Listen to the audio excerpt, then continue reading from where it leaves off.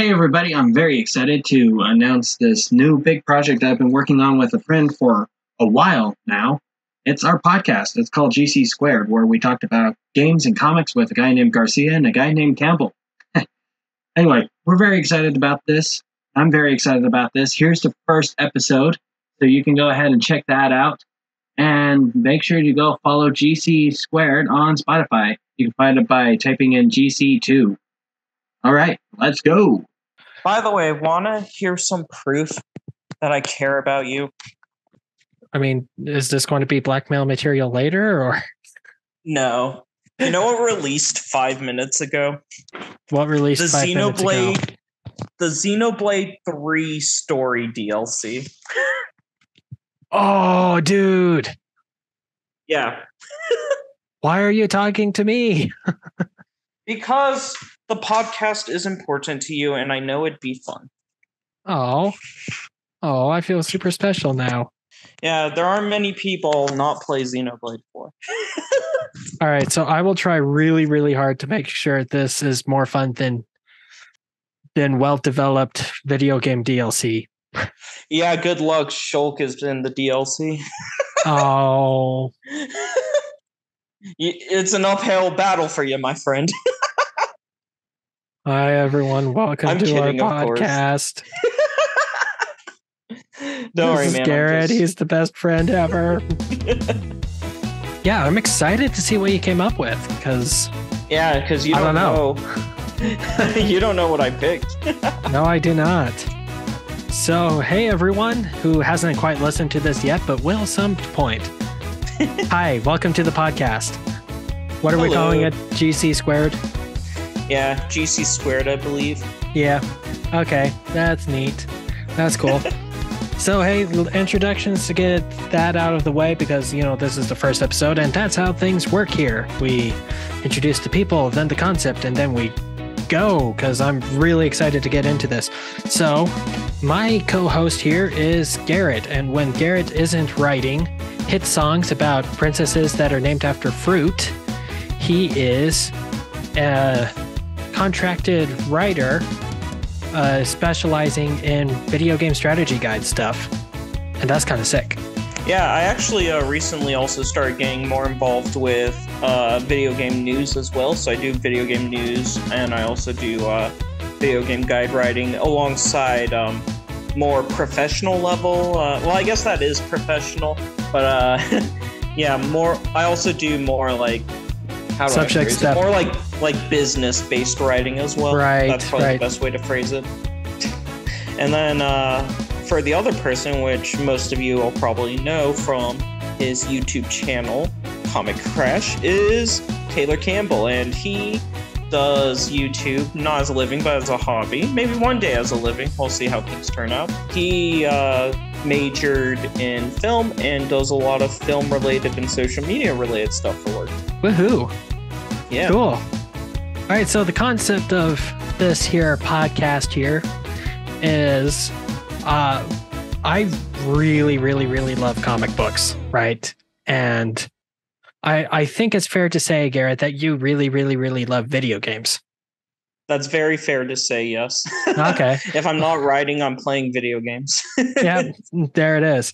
And we thought it would be kind of a fun thing to kind of combine our interests together into a podcast. I've wanted to do a podcast for a long time, and this seemed like a fun gimmick to build it around. And plus, I get to hang out with you. Yeah, exactly. And yeah, that's kind of where the name came from. GC Squared is Garcia Campbell Games Comics.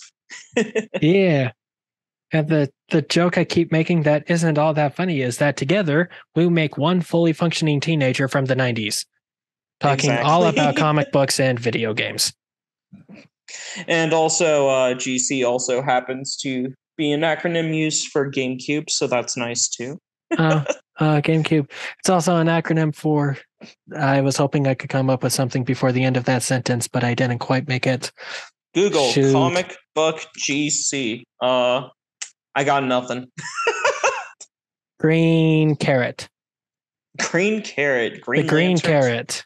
Green Lantern's really lame cousin that gets kids to eat their vegetables. it that's the kind of idea that doesn't quite make it off the ground floor. Exactly. That's like one of those pitches you make, and then like 2 seconds later, you're like, wait, no, that's dumb. Let's not do that. Right. That's like a 4 a.m. We've been at this for 8 hours already kind of idea. Yep. Agreed. All right. So go ahead and tell us what this episode is all about, Garrett. All right, so we were thinking about, how Marvel vs. Capcom 3 is going to be at Evo this year, which is kind of crazy. So I made us start thinking about like video game and comic book crossovers, and we remembered at one point Mortal Kombat versus DC Universe was happening, and we were just kind of like, huh, that's interesting. It wasn't a very good game, but it was pretty popular sales-wise. It sold really well. And we decided, if DC were to do a fighting game crossover now to compete with Marvel versus Capcom, what do we think would happen? And What we did was Taylor came up with 20 characters from DC, and then I came up with 20 characters from a specific video game company that I haven't revealed to him yet to make it a bit of a surprise. And we're going to come together, reveal the 40 character cast. And then after that, we're going to also look into adding 10 total DLC characters, 5 from each side for this game. Now, I think it's worth mentioning here real quick that I could see people bringing up that Injustice exists and it has Mortal Kombat characters in it.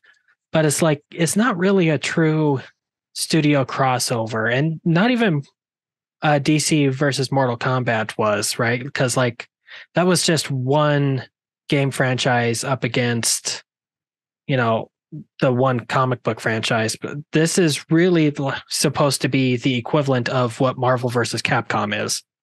Yeah, that's a good way to phrase it, is that Mortal Kombat versus DC was more along the lines of like when we saw Street Fighter versus X-Men back in the day. Yeah. That's a good way to go about it. Yes. And on top of that, I did a little bit of research, and I guess there's been a lot of Justice League fighting games throughout time. It's like every time Marvel released a new one, DC kind of had like a thing that they tried to make that competed with it, but it was never quite as polished or quite as good. Mm-hmm. In the 90s, there was one for the Genesis that was a straight Justice League fighter where it was just them fighting each other, and it was a thing. And then, of course, we also already mentioned Marvel versus Mortal Kombat, not Marvel, DC. And then Injustice. There's Injustice 2. No word on Injustice 3 yet, which kind of frustrates me because 2 kind of ended on a heck of a cliffhanger. Yeah, NetherRealm Studios, the person in charge of that, I believe his name's Ed Boon. He actually is coming out more recently with Mortal Kombat 12 news. So we know Mortal Kombat 12 is the next game by NetherRealm Studios. But I know that Ed Boon has an interest in making Injustice 3. So hopefully we'll see that in the future, but we don't know yet. Their main project they're focusing on right now is Mortal Kombat 12. However, it is worth noting here that one of the Superman spin-off books, The Adventures of Superman, which stars Clark Kent's son, Jonathan, he recently got whammied into the Injustice world in the comic books. Okay. So, Injustice is still alive and well as a franchise. The comic book for Injustice did insanely well. They released a movie for it not too long ago. And the fact that they're bringing it back in a mainline DC comic book has created a lot of speculation as to that game happening, Injustice 3. Oh, that's a lot of cool details I actually didn't know about. I didn't realize Injustice was a series that's still going on. But then again, I'm not as educated in the world of comic books like you are. It's the Injustice comic book is a very, very high selling comic compared to what comic books usually do. So they're going to keep that going as long as they can. Well, I feel like Injustice is a concept that appeals to a lot of people. because DC has always done a really good job of making a more dark and gritty story a lot of the time, from what I've noticed. And I feel like with Injustice, not only did the comic book do well, but I'm sure a lot of fans started getting into the Injustice and DC comics in general when they were playing Injustice 1 and 2. All right, so how should we approach this? Should we like take turns sharing one character at a time, or what should we do? I think alternating would be pretty cool. And then just give like a very brief detail as to what that character would play as. I don't know if you did this, but I don't necessarily have like a full moveset available for all of my characters. More so just like a summary of what they could do. Okay. I actually didn't prepare summaries for the characters, but I can do this. Well, I mean, we can improvise. It's cool. It's cool. I got this. You know what you're talking about. You're actually... Okay, folks, Garrett is really good at fighting games. Like just across the board. It's a thing of beauty to watch him play. Well, I appreciate the compliment. I remember one time I had never played Injustice 2 before, and one of my friends played it pretty frequently, and we decided to play against each other. It was just interesting, like having me go through and play as the different characters. Like I had a bit of trouble at first, but then funny enough, in Injustice 2, I picked Harley Quinn at one point, and like her moveset just immediately clicked with me, and I destroyed my friend. Well, there you go. What did you think of that game overall? I really liked it. I thought it was a lot of fun. It's, NetherRealm Studios does a really good job with fighting games in general. And it was kind of cool, like, because most of my fighting game experience has come from like more Capcom side of things. And a lot of times Capcom games like to use holding back as a block button, but I believe Injustice has a dedicated block button, doesn't it? Or am I getting mixed up? No, there's two options for block in Injustice. You can hold back, which is what you use to block medium and high attacks.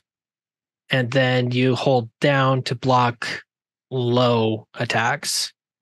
Okay, I was getting mixed up with Mortal Kombat then, which has a dedicated block button. My bad. No, oh gosh, a dedicated block button would be fantastic. Yeah, maybe that'll be a change in 3. Maybe. I don't know. I kind of don't want them to change it too much because I've gotten fairly decent at Injustice 2, and I don't want to suck at it. Gotcha.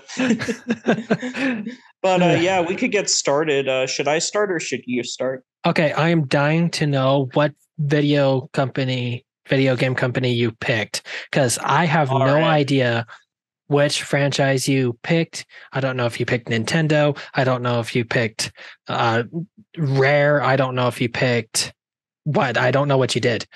I'm dying to know. Right.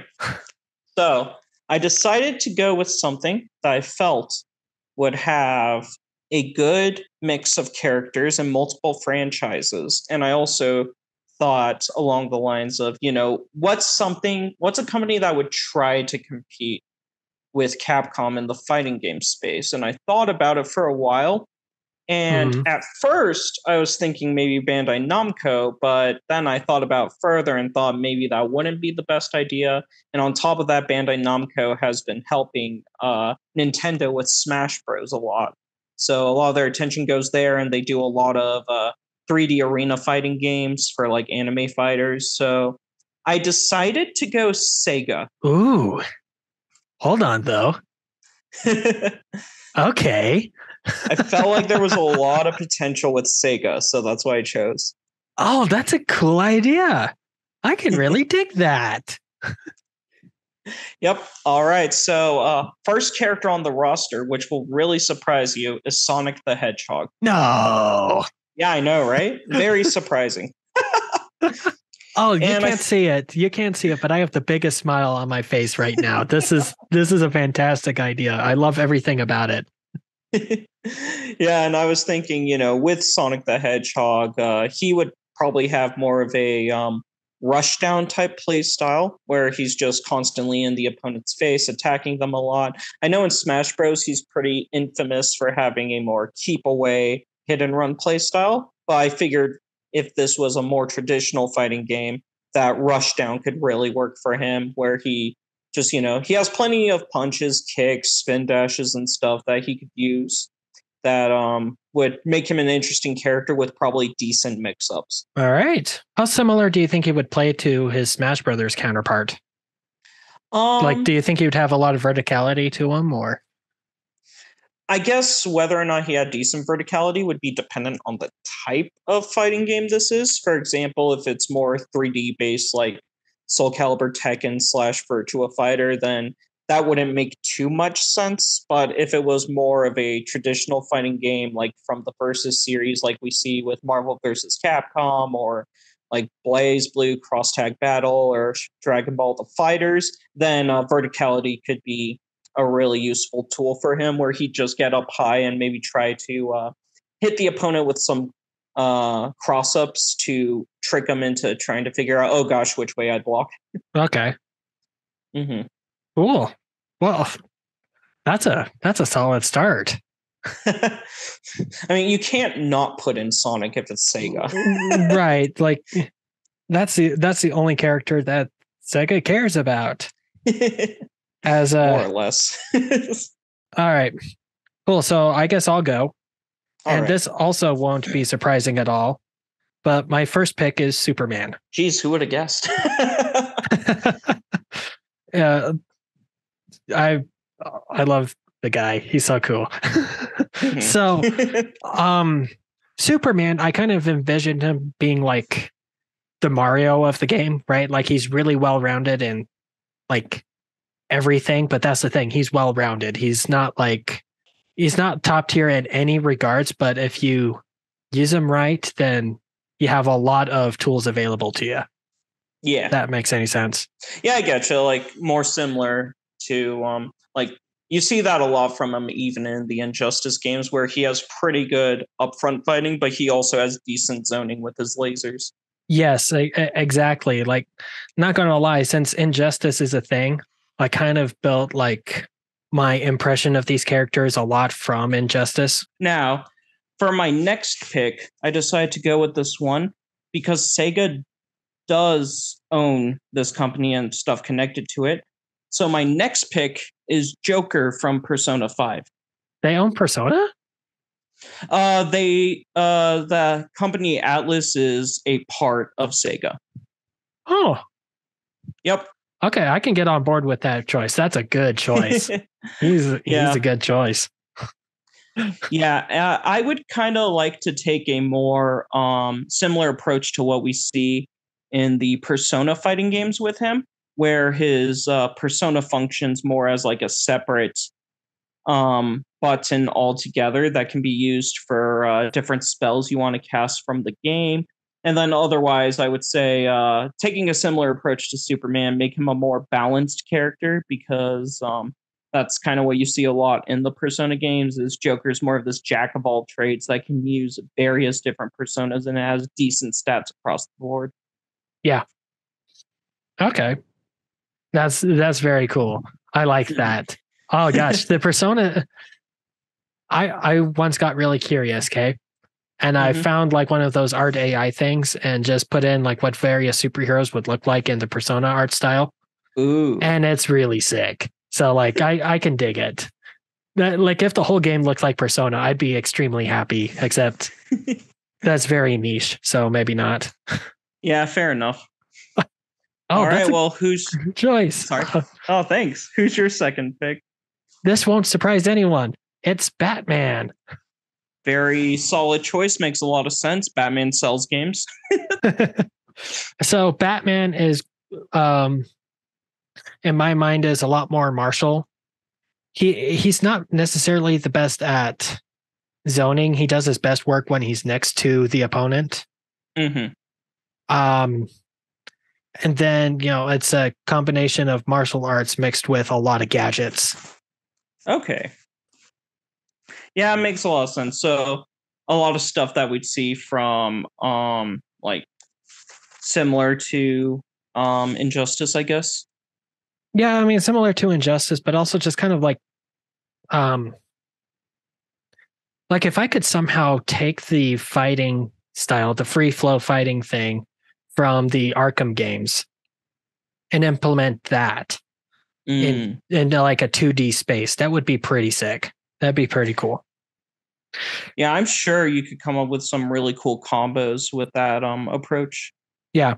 Well, I mean, in the Arkham games, if you want to use a gadget, the gadget's always equipped to, like, you hold down one of the trigger buttons and then you tap one of the face buttons, and that's like the quick draw for that gadget.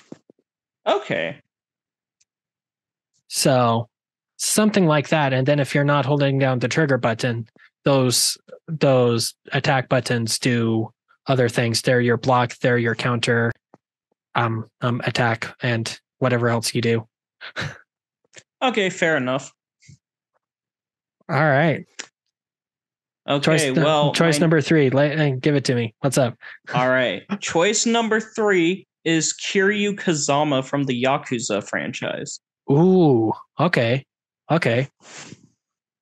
So Kiryu is really interesting in Yakuza, where in the different games, depending on which game you're playing, he has different styles, like fighting styles he uses. So I could see him similar to, like, for example, Amaterasu in Marvel vs. Capcom. In the third Marvel vs. Capcom, Amaterasu could do button combinations to change what weapon she's using. And the different weapons change her moves. So we could do the same thing with Kiryu, where he can change his different stances. All right. Okay. Cool. Mm-hmm. So interesting you bring that up. Because I have a similar thought for my next one. Ooh, really? Oh, well, that's perfect timing. Okay, let's hear it. Okay. So my third choice is Wonder Woman. Because, okay, I mean, you have to have the Trinity there. So that's the Trinity. Fair enough. And yeah, Wonder Woman would function fairly similar, actually. Like, you could have her unarmed fighting options, but then you can switch off to a sword and shield based combat system. Ooh, it would also be kind of cool if you could switch between. Okay, so make it fisticuffs, sword and shield, and then lasso of truth. Yeah, well, the lasso, I would imagine, would be part of the fisticuffs. Okay, fair enough. Or it could be like an option from, well, if you're holding a sword and a shield, you can't really hold a lasso at the same time. Yeah, fair enough. I don't know. But yeah, when you brought that up, it's like, oh, hold on, my person does that. There you go. Now, next on my list, I have Akira Yuki, who is the main character of the Virtua Fighter series. Okay. Now, Virtua Fighter, the 5th game got a re-release not too long ago, but it's obviously not as popular as like Tekken or anything. But the thing that makes it really interesting is that Virtua Fighter heavily emphasizes like fighting styles that are very true to reality. So, according to the internet, Akira uses a fighting style called Baji Quan. Sorry if I pronounced that wrong. And so I would just assume his fighting would incorporate that with plenty of fist fighting and punches. So he would probably be more of a bait-based character where he tricks the opponent into coming in and then he lands powerful counterattacks that lead to combos. All right. Okay. I'm not super familiar with Virtua Fighter, so. Yeah, I felt that Akira would be a really good choice for like a more standard,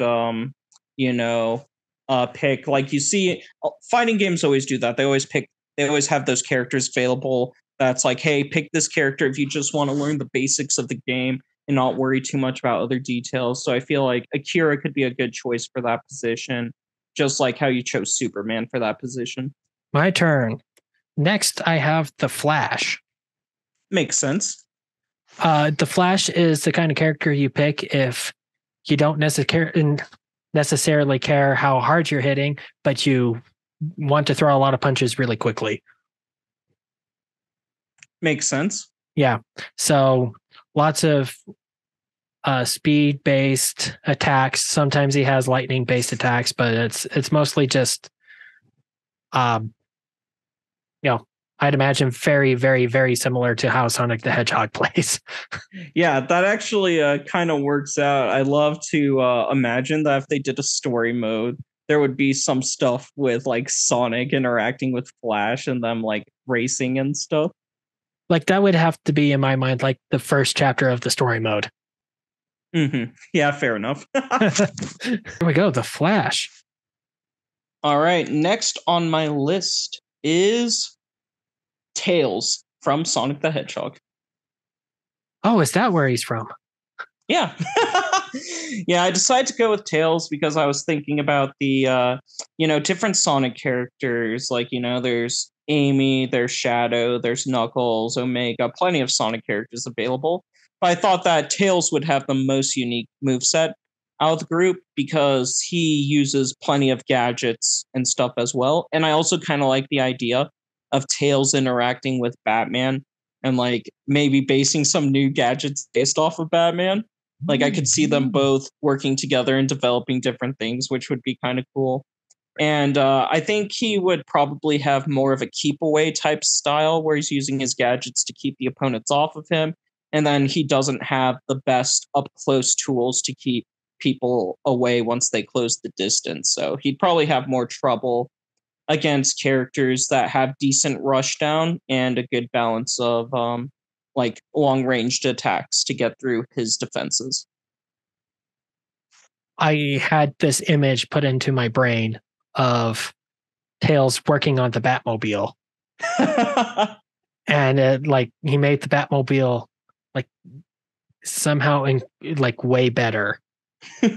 And there's an alternate costume where he's wearing a Robin costume.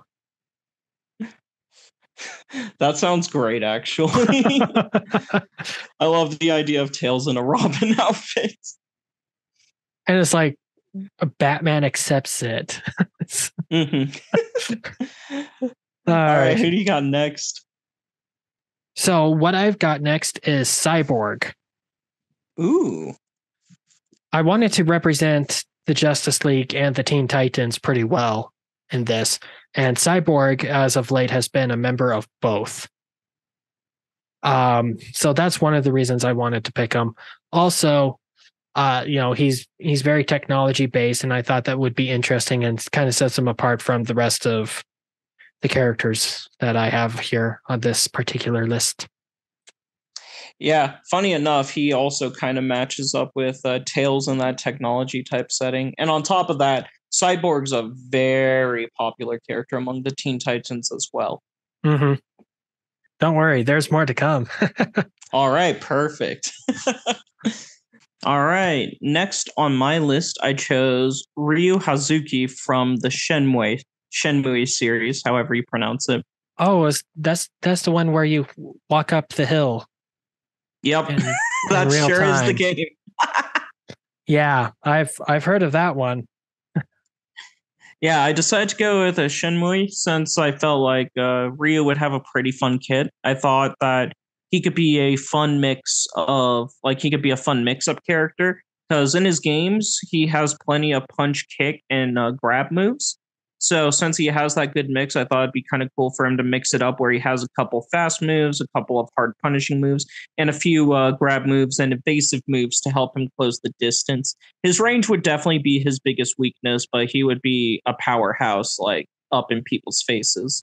Plus, he can carry library books. True. And do chores.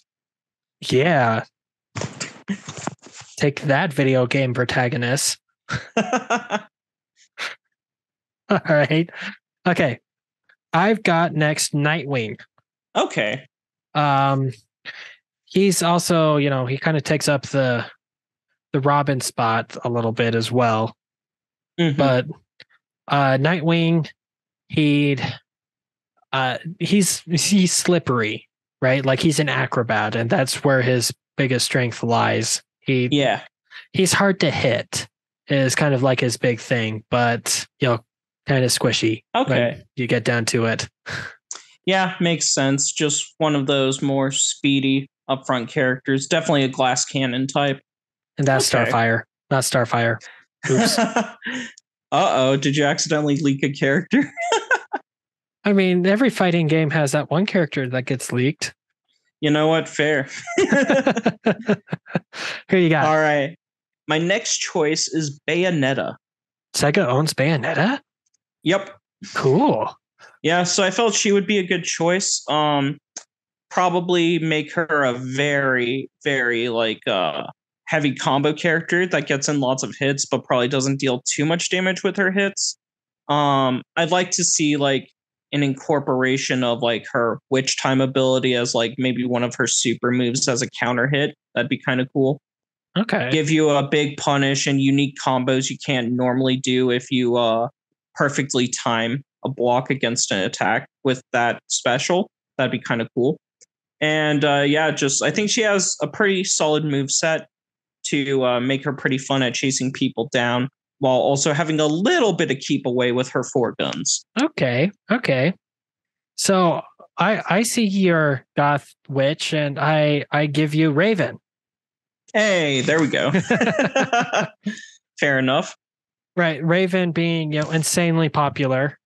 I would say definitely the most popular of the Teen Titans characters and continues to excel in that space. And yeah, she'd have a lot of comparable witchy powers in a lot of ways. Lots of summons, maybe portals, that kind of thing. Okay, cool. All right. You ready for the joke character? Sure. All right. I chose BD Joe from Crazy Taxi. Oh, Crazy Taxi. That's the one where you drive to Pizza Hut. Yep.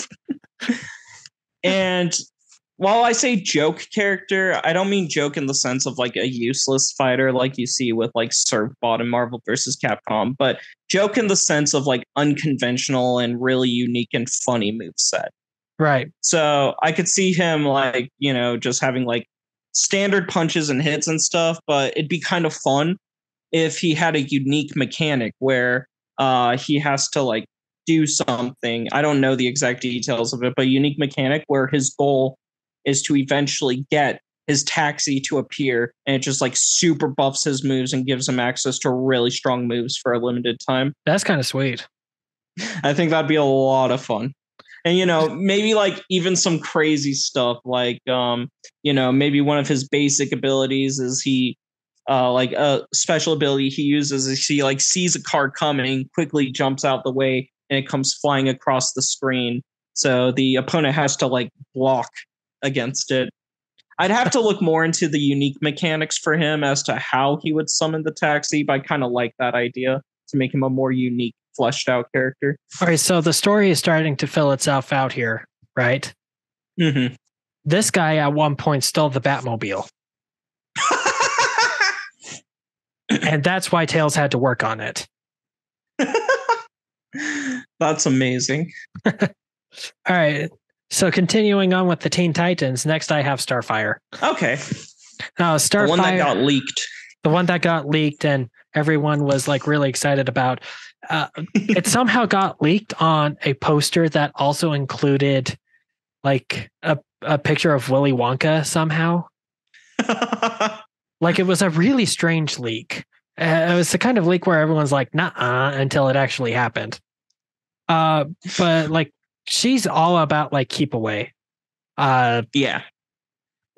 Because like on paper, she could be fairly similar to how Superman works, but I don't ever see Starfire doing anything like up close. Mm-hmm. I can't think of an instance where she really did. So yeah, she's more of a keep away distance kind of character. Ooh, yeah. Okay, I see what you mean. Like something they could do is while she's doing keep away distance, like she does in Injustice 2, she could also, like while Superman's more, punches to help him close the distance and like dash forward, maybe she could use, like leg kicks to keep enemies away as poke tools and get off me tools if enemies get too close to her. Yeah. All right, sweet. Next on the list, I have I from Monkey Ball. Oh, okay, but talk about Monkey Ball. Okay, so the whole thing about Monkey Ball is that you can control the stage to roll the character around, which I don't think will really work in a fighting game setting very well. But I thought it would be pretty fun to just have a character that, like, their whole thing is that they're inside of the inside the ball the whole time fighting the enemy, but in reality, instead of trying to fight the enemy, II is just like trying to move around and do stuff, collect bananas. So like you could even have moves where bananas like fall from the sky or something, and II gets like a bonus if he picks them up versus if the opponent touches it, it does damage to them. Okay. I could dig that. That's cool. Yeah. So I guess II would be more of a catch you off guard type keep away character where he has a few tools to fight in close, but definitely mostly would be keep away and avoiding the opponent and doing more of a hit and run strategy. It feels like the strategy, if you're fighting against that, would be you're trying to break the ball open.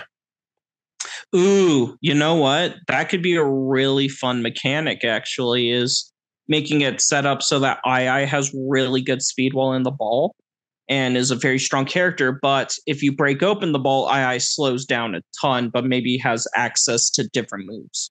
Yeah. Kind of like you do more damage after you get below 30% health or something like that. Yeah. Yeah, that could be really fun. I really like that concept. Good thinking. Thank you. Who do you got next? Well, we got to finish out the Teen Titans. So next I got is Beast Boy. Ooh, Beast Boy would be fun.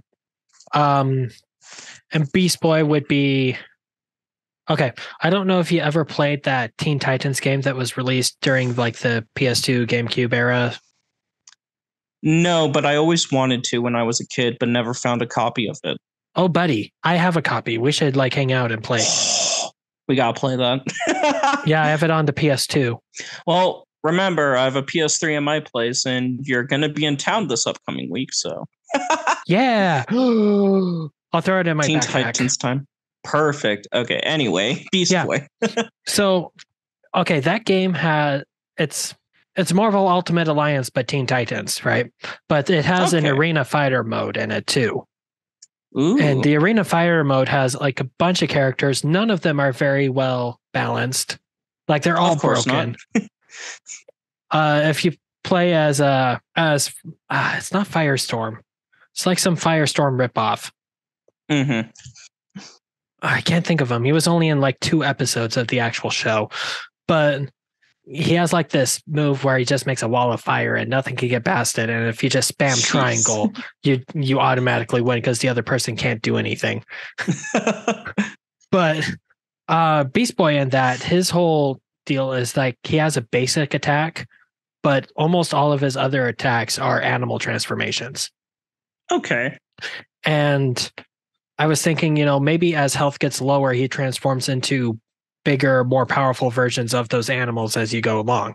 So, ooh, his strong attack might be like a lion to begin with, but after a certain percentage is lost, he goes up to bear, and after he gets really low, it turns into a T-Rex. Okay, that sounds like a really cool concept that could help him, make a comeback. Definitely one of those characters that maybe like in his starting form, he doesn't transform at all until he drops below a certain health. Yeah. Okay. Yeah, and that's kind of how he works in that game. So I figured bring that over because Beast Boy doesn't appear in the Injustice games. Yeah, that's true. I don't think he's been in a single one. Yeah, this would be his fighting game debut. I think Okay, cool. Yeah, all the other ones have appeared in a DC fighting game, but Beast Boy hasn't even been in the mobile ones, if I'm correct. Yeah. Huh. I'm not sure. I haven't played the mobile ones personally. Well, they're watered down versions of the main games, except they have significantly more characters, which is kind of the draw to them. Yeah, that makes sense because they can constantly add them and whatnot. Yeah, which I kind of hate this. The best version of Injustice 2 is the free phone version of it. It's like they treated all the characters better, and like the moveset on it is good enough. And Injustice is already kind of a casual pick up and play type game anyway. Yeah, it makes sense. Yeah, no, it's Injustice 2. The best version in my mind is the mobile version. You get a lot more characters. Character costumes actually mean something. I could complain about Injustice 2 all day, but I also really love it. Gotcha. Okay, next on my list is Blaze Fielding from Streets of Rage. You said Blaze, and I thought of the cat. Oh, no. Yeah, I chose Blaze Fielding from Streets of Rage, which is a classic beat-em-up game.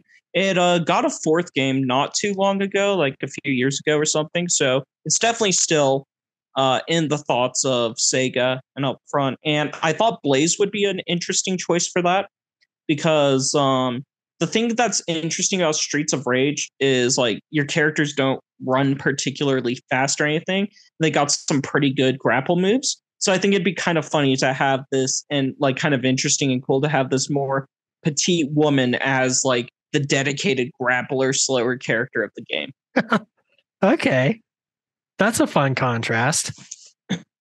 Yeah, so it would totally catch people off guard because she'd be more slow moving, harder time getting in. But as soon as she gets in, like her grabs and her combos could do stupid damage. Yeah. I can see it. That's good. Mm-hmm. Yeah. Who do you got next? All right. So now that we got like baseline Justice League and baseline Teen Titans done, it kind of opens up a bit now. And I started throwing some villains in here. So next we have the Joker. Okay, makes sense. Yeah, if you have Batman in it, you gotta have the Joker in it. Otherwise, people will whine. Exactly. Let's see. How would he play? The thing about the Joker is that like you can usually like do a either mix-up type character with him or more of a keep away with his like bags of tricks and different things he can do. Well, Injustice, the way they play him is he's kind of Injustice, he's more of a keep away stuff because everything, all of his gadgets have like super big knockback. Mm-hmm. So yeah, I think that's what it would be. He's a oh, you got too close. I'm going to throw you onto the other side of the arena now. Yeah. He has a crowbar. Yeah. I remember that crowbar. He has a crowbar. Yeah. Yep. Yeah. Jason Todd remembers that crowbar too. Oof. Yeah. Big oof. Actually, like the biggest of oofs. I cannot emphasize how big of an oof that is. Gotcha. Yeah. Okay. Yeah. Joker, there's a lot of potential for sure in different ways you can approach it. Like you can do keep away or like just, I feel like keep away would make the most sense for him because he probably wouldn't want to let these powerful opponents get close to him. Mm-mm. No, because he's just a dude. Yeah. We think. Fairly certain he's just a dude. Sometimes that's thrown into question. Yeah, it's kind of funny. He has some pretty strong like up close moves in Mortal Kombat versus DC Universe. Oh yeah? Yeah, the way they justify it is that there's this thing called the rage that empowers people, which is their explanation as to why like Joker can punch Superman in the face and deal damage to him and not break his hand. Well, that's better than what Injustice did. What did Injustice do? Okay, we're going back to complaining about Injustice. So Batman developed a sweet, now we have superpowers equivalent to Superman pill. Okay. And all of the characters, do you know the story of the first one at all? A bit. I only saw the first few chapters of it, so I don't know too much. Okay, so super quick summary then.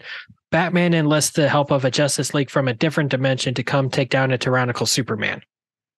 Yeah. And he gives all of the Justice League members from the other dimension I have a ton of superpowers and can beat up Superman pill.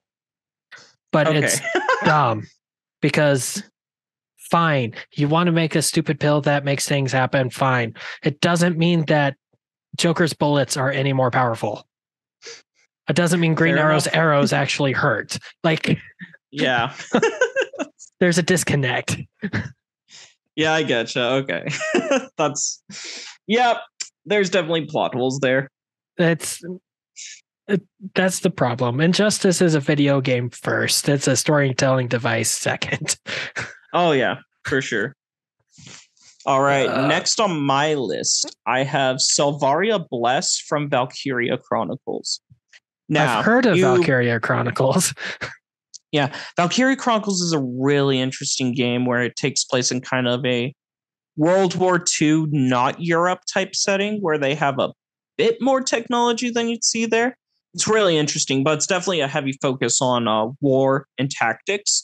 And Selvaria is one of the villains from the first game. And she appears in the fourth game as well, but I think in the DLC. Anyway, so the first game, though, is definitely where we're going to focus our efforts. And she has a really huge, like, lance type weapon and also a giant shield. And her thing is she's a Valkyria. So because of that, she has, like, very strong defenses and powers and can shoot giant lasers and stuff that can blow up tanks. So, and she can also, like, fire like these magic shots from her lance as well. So I felt like she would be kind of a really cool, slow moving, keep away defensive type character that has like long reaching normals. So even though she does have the lasers and the like blasts and stuff, I feel like maybe she'd have a meter that she can only use it for so long, then she has to wait for that to recharge. And she would use her long hitting melee attacks from there to keep enemies away. All right. As soon as you described Valkyria Chronicles, I remembered what game it was because I'm pretty sure I've shown you it. Well, you've shown it to me. Did we start throwing around other people's names in the podcast? No idea. Well, yeah. I'm sure you can guess who else has shown it to me and in what capacity. Enough. Yep. So there you go. Who do you have next? Next, I've got Deathstroke, Slade Wilson. Okay. Very ninja type character. Lots of swords, katanas, as well as guns. So, he's kind of well-rounded in that respect too. Not a whole lot of vertical options, I would say. Mm-hmm. Okay, so yeah, maybe like he's really good at switching between upfront fighting and keep away, but he is very weak against opponents that can attack him from above. Yeah, I think that would be a good way to go. Let me tell you. Yeah. Oh, sorry. Well, like all the characters. Oh my goodness. Sorry. No, it's cool. It's cool. Okay, my turn. Popcorn me.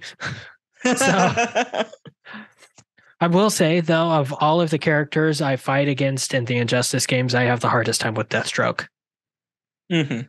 Because I never know what to do with him. Do I throw him away? No, he has guns. Do I bring him in close? No, he has swords. Mm-hmm. Yeah, he's definitely the kind of character you have to bait out his moves and punish accordingly. But Deathstroke can be a pain to fight. Yeah, he'd be a very big favorite of very technical players. Mm-hmm. Yeah, so speaking of vertical distance and stuff, so I had just this funny image in my head of, Deathstroke's hard countered by Sonic the Hedgehog. Well, in the cinematic, Deathstroke fires off a ton of bullets and Sonic weaves between them. And pants him or something. I don't know. That'd be kind of cool, like imagining us opening cinematic that like they play just like when you boot up the game that just like showcases a bunch of characters fighting each other. I like that idea. Yeah, kind of like a PlayStation All-Star Battle Royale did that. Yeah, that's and it was cool. It was the coolest part of that game. All right. No. So maybe that's something we could talk about in the future. Don't know yet. We'll see. We'll see. we'll see. Lots of All things we right. could talk about. Yep. All right. So next on my list is Thomas Rogan from House of the Dead. Okay. I imagine this is a horror game. Actually, yeah, it has horror elements, but it's most famous for being in arcades as a first-person shooter Oh, with that's horror where. elements in it. Okay, I swear I've heard that before. You've definitely seen House of the Dead if you've gone to arcades before. Yeah. Okay. That's right, because like Sega does a lot with arcade, like coin-op arcade machines. Yeah.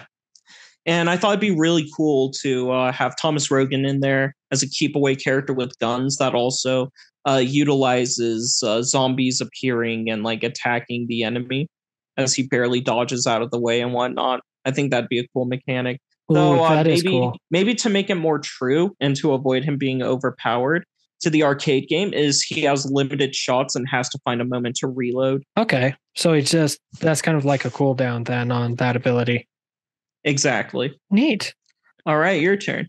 My turn. Harley Quinn would be the next one. All right, Harley Quinn. Harley Quinn sells video games and t-shirts and movies and anything she appears in. And it's important. It's an excuse to have Tara Strong's awesome voice work. Yeah, we could bring Tara and Everything Strong back. Hold on. Yep. Tara and Everything Strong already voices at least one other character on my list. Oh, double dip. Yeah, she's Raven. Oh, right. She is Raven. Yeah. And I could see her also being like two other characters on my list. Maybe three. Oh, no. It's all good.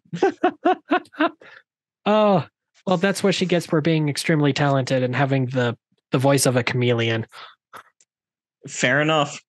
Like you show me Timmy Turner and Harley Quinn and Twilight Sparkle, and I would, if I didn't already know, I would have never guessed they were the same person.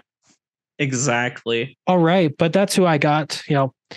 Hammers, so really heavy up close. Mm-hmm. Kind of slow up close as well, but has a pretty good dodge. Yeah, she'd be one of those interesting characters where she's probably fast moving, but her moves have a lot of startup on them. Yeah, because you don't just swing a hammer, you have to like mean it. Exactly. Yeah, so that's who I got. Who's your next? For my next one, I decided to go very, very early days of Sega for some more earlier day representation, and I chose Alex Kidd. From Street Fighter. No, Alex Kidd's from Alex Kidd in Miracle World. Oh, see, that was going to be my second guess. Okay. Yeah, and Alex Kidd, he's just like your basic 2D platformer. Like, that's the kind of game he's from. He actually has an interesting ability where when he punches, he can shoot out like this moving projectile from his fists. So I think he'd be kind of a character that utilizes projectiles and also the different enemies from his games as part of his moveset, since you can only do so much with a character that's mostly starred in 2D platformers. You have a lot of spawners. Yeah, that's a good point. No, I mean, it's not a bad thing. It's just I'm looking over my list. I don't think I have any. Let's see. Spawners. I think, yeah, because I have BD Joe, Thomas Rogan, and Alex Kidd. That's 3. Yeah. Yeah. Oh, well, hold on. I think one of them could be. Oh, no, we're not there yet. Doomsday. Yeah. Ooh, Doomsday. The monster that killed Superman. Yep. So he is slow, but he hits like a truck from space. Makes sense. Also doesn't have much vertical, but he can take a lot of punishment. Mm-hmm. And that's his thing. If you want to drive a really slow tank, you would pick Doomsday. Okay, yeah, makes sense. Yep. All right. Next on my list, I have Gilius Thunderhead from Golden Axe to go with the more old school arcadey type characters. Okay. So he's a buff old Viking with an axe. Okay. That sounds He comes incredible. Yeah, so he would also be a more slow, up in your face, hits hard type character, but has trouble getting in. And yeah, I think he'd be kind of fun. Nice to have that older representation in the roster. So I decided to go with him out of the various Golden Axe characters. All right. Very cool. Who you got next? Green Lantern. Makes sense. Good choice. Yeah. So the Green Lantern would have a lot of. He would summon up different weapons. I'm kind of thinking similar to how Beast Boy was working, where the more damage he gets, the more powerful stuff he brings out. Okay. And, every button combination would be connected to a different construct that can scale up. Mm-hmm. Or like if you build up some kind of score in the game, if you could spend maybe some of that score to upgrade a power early, but okay, like that's kind of his deal. He makes constructs that get more bigger as time goes on. Yeah, he could be a pretty unique and fun character, and he fits in with fighting games. So there we go. There you go. All right, next on my list, I have Beat from Jet Set Radio. Cool. That's so, cool. Yeah, I imagine his combos would be references to the different like moves and grinding and stuff he can do. And I also kind of like the idea of maybe incorporating a bit of Inkling-based inspiration where like he can, graffiti different things in the Jet Set Radio games. So maybe if he like sprayed graffiti on the enemy, they take like extra damage from him or something. Okay. I like lots that. Lots of sliding around and cool movements utilizing his rollerblades for sure. So I have a quick question about the game as itself. Is this going to be one of those that's like a 3-on-3 fighter, or is this a 1-on-1? Ooh. Or is it a combination? Like, could you pick one or the other? I like the idea of that's what Skullgirls did, There was a fighting game called Skullgirls where you could choose to either play as one character, 2, or 3. Okay. So I don't know if it'd be too much infringement to copy that approach, but that'd be kind of cool. Otherwise, I think like a 2v2 or a 3v3 would work because it encourages people to play as, multiple characters from both sides. Yeah. Like depending on how in depth we wanted it to be, we could follow the Marvel vs. Capcom 1 approach and have like you pick 2 characters and then you get a third assist who's not a playable character. I don't know. There's multiple possibilities with this. What do you think would work the best? Well, I'd like to think that there's a customizable arcade mode. And then there's the story mode. And in the story mode, it's 1-on-1 because it's the story mode. Yeah. And then in arcade mode, you have 2 options. You could do a 1-on-1 or a 3-on-3. Okay. But like I think that'd be kind of cool. I'm not sure if like switching characters is like a major mechanic that necessarily affects the game too much, other than now you can have your main and your pocket together, Okay, I see. So maybe like it is 3-on-3, but instead of like tagging people in for assists and switching out characters, it's more like a team battle mode where it automatically transitions to the next character in your lineup. Maybe. And the Injustice mobile game, the mobile games, both of them are 3-on-3. And you're able to swap between the 3 characters as needed.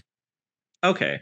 But like the mechanic there is that status effects work differently on other status effects. So there's like an actual mechanic built around it. So I don't know.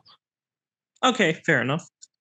Yeah. I'm not sure exactly how would approach that, but I kind of like the idea of choosing either 1-on-1 or 3-on-3. Yeah, multiple game modes available. Why not? Why not?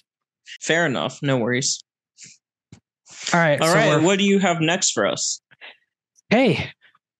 Hello. We're in the last 5 of the base on each side, so that's interesting. Don't you have 6 left? Well, 1, 2, 3, 4, 5, 6. We're close.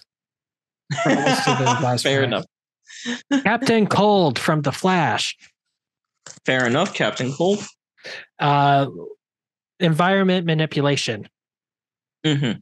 So he makes the floor slippery. He also can like create stage hazards, like falling icicles and shields and stuff. And failing all that, if you're in mid range, he can just freeze you with his freeze gun. Yep, fair enough. So a lot of stuff we'd see like similar to how he played in Injustice. Yeah, like very similar. Kind of helps that all of my characters have been in a fighting game at one point. That does help. Only a few of mine have been in a fighting game. Yeah, so I mean, you're killing it though. Like all your characters sound really fantastic. Thank you. All right, now we're in the last 5. Yes. All right, next I have Rolf from Phantasy Star 2. Okay. All right. This was Sega's crack at a JRPG that took place in a more futuristic setting, but also still incorporated like magic and stuff.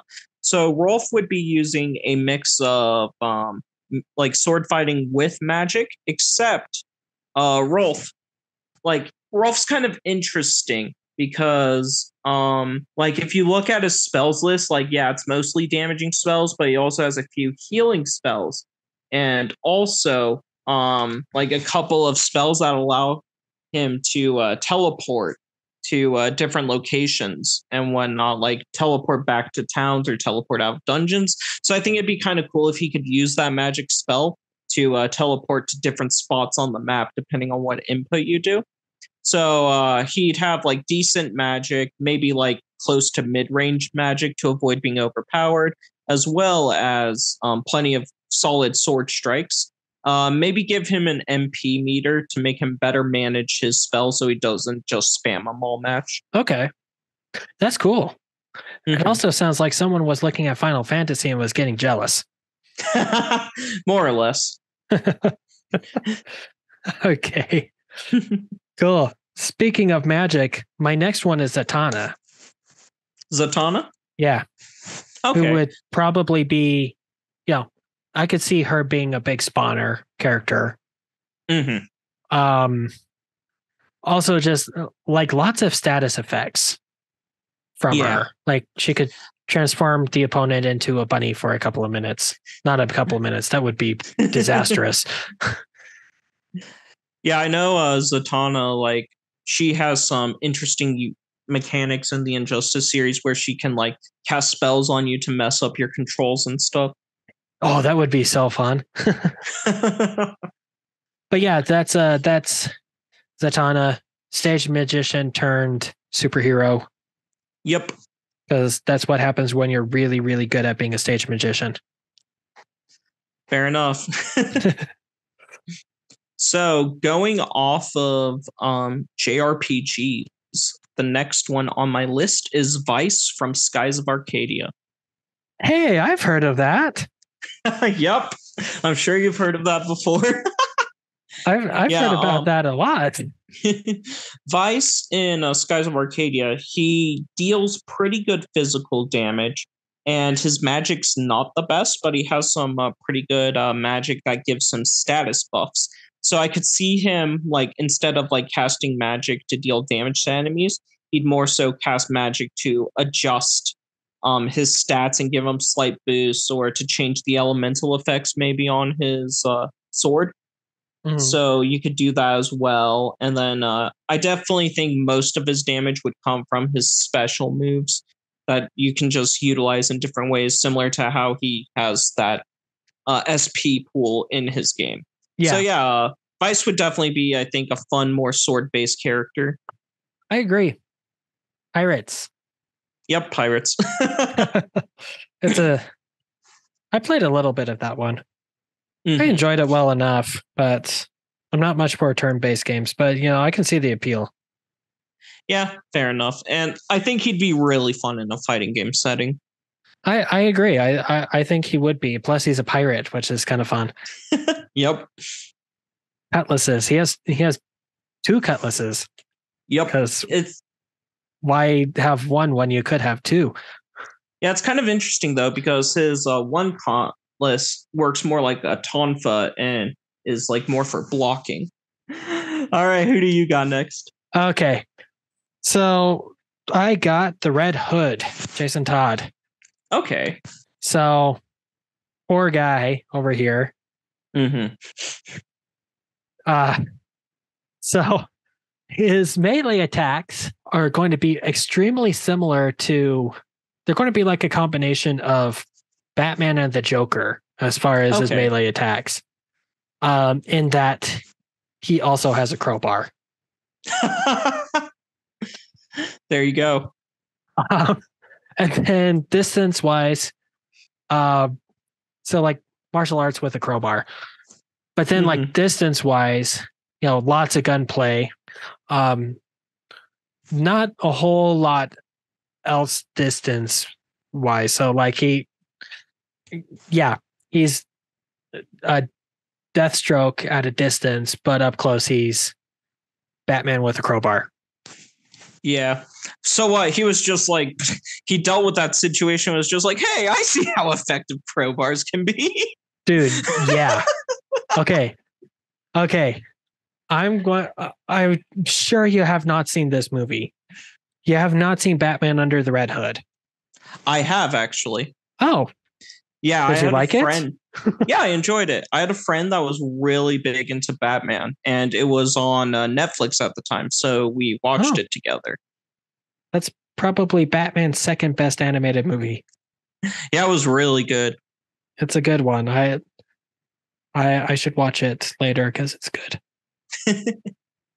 But yeah, he has a poor man. He has a crowbar. Yeah. He uses a crowbar quite often. Actually, it's like his revenge weapon, I guess. Yeah, fair enough. Okay, that make for a more interesting character, though. Yeah, well, it's like he's also fairly popular within the Batman community, and he's fun. I like him. So, all right, next character I chose is because this character is super popular in Japan. And it's Arlie Nadja from the Puyo Puyo series. Now, yeah, I'm sure you're sitting there like, what is this? Yeah, I have no idea. So Puyo Puyo is a puzzle game where the idea is you get different colored pieces that fall down, and you want to connect them together and have them clear each other out, and just stacking different combos with these colors. It's actually That's like Tetris with extra steps. Have you ever played Dr. Robotnik's Mean Bean Machine? No. Okay. Well, Puyo Puyo. Well, yeah, that game is based on Puyo Puyo. Anyway, it's a very popular puzzle game in Japan. And Arlie Nadja, she's like this chibi little ninja character. So I think it'd be kind of fun to have her in there as a representative, where most of her attacks would be like up close, fast, like in people's faces, using her katana. And then like for the Puyo Puyo reference, having her utilize Puyos for her special moves. Okay. I can dig it. Plus, it's a fun cartoon character. And that's exactly. Fun. Next, I got a Static Shock. Ooh, I love Static Shock. Yeah, everyone does. And poor Milestone needs more love. So Static, lots of electricity stuff. So you have a bit of environment manipulation there, as well as, he could like throw discs and stuff around. Lots of verticality to him. He's going to be kind of weak if you can get directly below him. But that's like where he's at. He's up in the sky. I kind of like the idea of maybe he uses that disc thing he flies on to like fly up in the air, and then maybe he has like different moves he can catch the opponent off. Oh yeah, so he can fly up in the air on his discs and then just use like different attacks, like maybe dropping down really fast with the disc, or shooting out electricity, or throwing discs or whatever. Yeah, I could see him being a really fun character in a fighting game setting. Yeah, and people will be all over that because people still talk about how cool Static Shock is, even though he really hasn't done a whole lot since, his own animated series. Yeah. Oh, I loved that show. It's so good. It's so good. So good. He showed up in Young Justice. I don't know if he did anything cool in that, but yeah, I've never seen Young Justice. Young Justice. Yeah, I loved the first 2 seasons. Then it was canceled because it didn't sell any toys. And then they brought it back when HBO Max was a thing, or the DC Universe streaming thing was a thing. They brought it back. Okay. And I couldn't get into the 3rd season. That's unfortunate. Yeah, I think they're on the 4th season now, but I don't even know because I just kind of fell out of excitement with it.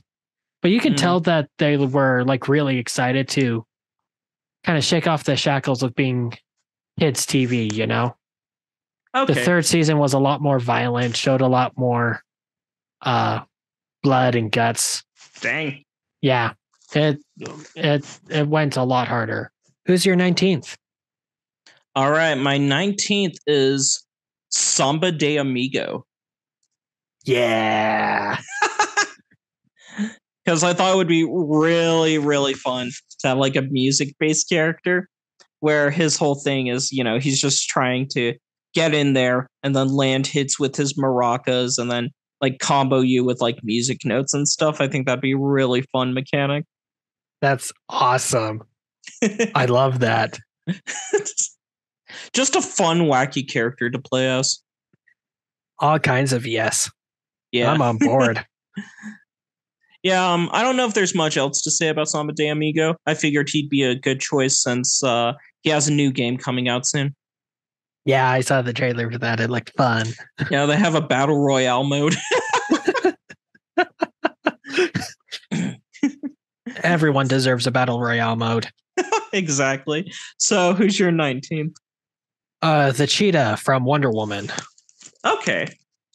So, comparable in my mind to Sheik in Smash Brothers. Is how she would play. Though I really struggled with that one because it's I wanted to put a Wonder Woman villain in there. There really aren't any that have any lasting value. Except for maybe Ares. Mm-hmm. Well, I know Cheetah, hasn't she been in a Injustice game? Yeah.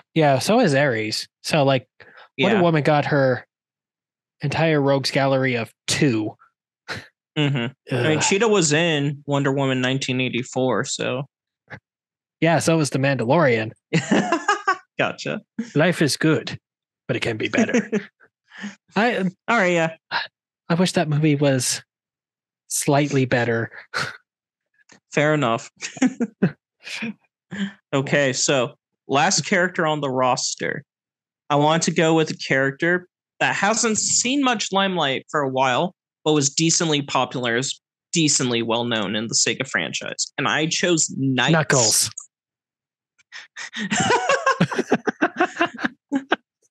Okay, no, Knights, not Knuckles. I chose Knights, if you know Knights. Yeah, I'm aware. I know Knights. Yeah. So I was just going to say Knights, Sega's always left Knights' gender kind of vague, so I'm just going to refer to Knights as they, because I don't know what else to say. Fair enough. Yeah. Knights could definitely have an interesting moveset where they interact with different enemies and fly through rings and stuff. Maybe have almost a mini game type thing set up where Knights can fly through rings to activate different abilities, or you just summon the rings and go through them. Oh, you gosh, can summon. You know what's going to happen if we start having people fly through rings? Oh no. Superman 64. Someone's going to poke a jab. He's going to poke. Yeah, they're going to poke a jab at Superman about flying through rings at some point. Fair enough. And I would just have Knights just utilize different moves like that, and also utilize their mechanic where they hold on to an enemy and shoot them and push them away. I think Knights could be a interesting, very vertical focused character, but if you get them on the ground, they really struggle. Okay, fair deal. Very deal. All right. So last but not least, who do we have? Well, it might be least. I don't know. We'll see. Oh, who is it? I picked Brainiac as my last pick.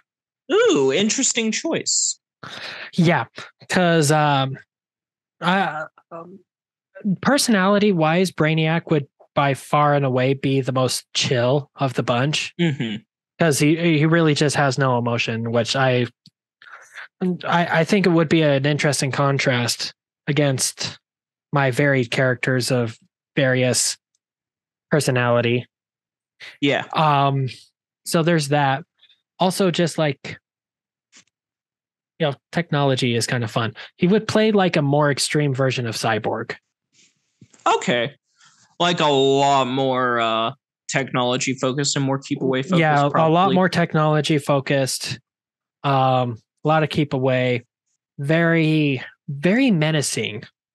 Like he'd almost be like a horror movie and the kinds of things he does with technology. Okay, makes sense. So that's my 20. And that's your 20. Cool. Yeah, so that's 40 characters we got there. That's enough characters to have a fighting game and have options. Yeah, I know, right? Like, so people could have favorites. Yeah, it's true. Do we want to try and tackle DLC this time, or what should we do? I'm down to go for the DLC. All right, so we're going to come up with 10 DLC characters altogether, 5 from each side. Yeah. Perfect. All right, so immediately, one character I think would be a great choice for DLC would be Ulala from Space Channel 5. Ooh, I'm aware. Yeah, that's a character that people reference a lot. I think coming up with a moveset for her would be very difficult, especially on the spot, which is why she would need to be a DLC character, is they would need more time to flesh out and plan out the character. Sure. Yeah. That makes sense. Okay. I don't know. Do you have any like Sega picks you would like to see as DLC personally? That's a good question. I appreciate that question. Of course. That's a good discussion to have. So, Sega character that could be DLC. Well, it turns out Sega's a lot bigger than I thought it was. Really? Did I introduce you to a lot of new franchises this time? Well, a lot of new franchises and also some franchises I didn't think they owned. Fair enough. Like Persona and Bayonetta, for example. I had no idea those were Sega. I thought they were just something else. Yeah, so, fair enough. So, I think Dr. Eggman would be interesting. Ooh, yeah. It would make sense for... Or Shadow the Hedgehog. Okay, I kind of like the idea of Dr. Eggman more as a character and maybe Shadow as a Sonic costume for DLC. Okay. I can dig it. Yeah, I feel like Shadow would play super similarly to Sonic, and Dr. Eggman would give us more options with like a character. Yeah, like I'm thinking like a lot of mechs. A lot of robot spawns. Yeah. That kind of thing. Someone I think would be a good choice, I think people would flip out over this, is if Goro Majima from Yakuza was a DLC character. Okay. Yeah. He's a pretty crazy character that's super over the top and is obsessed with Kiryu. Definitely more of a like villain type character, so I think he'd be a lot of fun to incorporate into the game, and he would definitely be someone people would pay DLC for. Because that's the thing, like you also have to have characters that people would pay for. Exactly. Well, did you already say Rystar? No, I didn't bring up Rystar actually.